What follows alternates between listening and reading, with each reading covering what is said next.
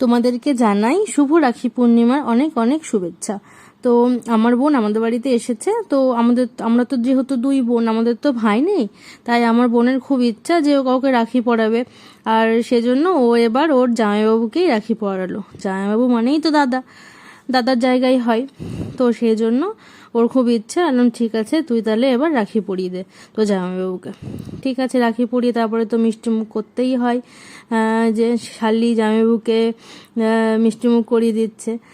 যাই হোক, আমরা যখন ছোট ছিলাম জানো, তখন আমাদের ঠাম্মা আমাদের রাখি পরিয়ে দিত, আর খুব মন খারাপ করতো। সেজন্য ভাবলাম তাহলে নিধিরও যখন ভাই নেই, তাহলে চলো তাহলে নিধিকেও ওর ঠাম্মি রাখি পরিয়ে দিক। সেজন্য ওর ঠাম্মি নিধিকে রাখি পরিয়ে দিল। তারপর দেখেছো, আর ও হচ্ছে ঠাম্মিকে বলছে মিষ্টি খাইয়ে দিতে। খুব পাকা হয়েছে কিন্তু আমাদের নিধি বুড়ি।